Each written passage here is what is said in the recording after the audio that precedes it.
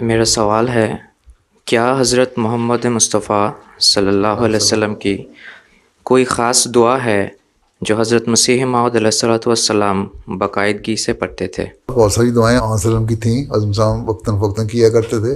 کچھ اللہ تعالیٰ نے خود حضرت مسیح علیہ السلام کو سکھا دیں. ان میں ایک درود شریف ہے. حضرت مسیح نے فرمایا کہ درود شریف پڑھو زیادہ.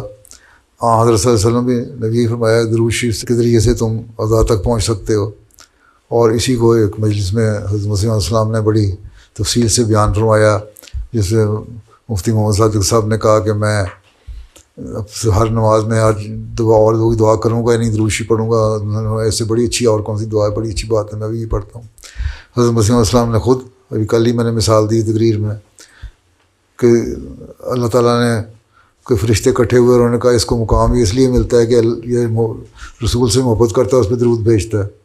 تو اس کا مطلب سب سے زیادہ درود پڑھتے ہوں گے نا آپ کو. یہی دعا تھی جس سے سب کچھ ملا آپ کو.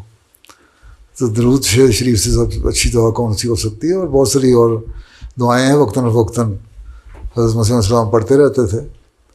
لیکن آپ نے فرمایا کہ اصل چیز یہی ہے کہ دل میں سے آواز نکلنی چاہیے دعا کی. اس لیے مسنون دعائیں بے شک پڑھو ان کی برکات حاصل کرنے کے لیے، لیکن اصل دعا وہ ہے جو خود اپنی زبان میں کرو، اور خاص طور پہ نماز میں اپنی دعا میں کرو. اس سے پھر ایک اندر سے جوش پیدا ہوتا ہے، اور وہ جو دل سے نکلتی دعا وہ پھر اللہ تعالیٰ کے یہاں قبول ہوتی ہے. ٹھیک ہے.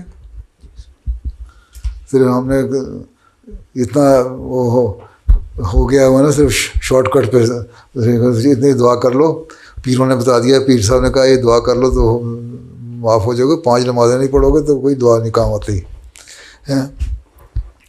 پہلے وہ حالت ہی پیدا کرو نا 5 نمازیں پڑھ کے، پھر دعائیں بھی کام آئیں گی.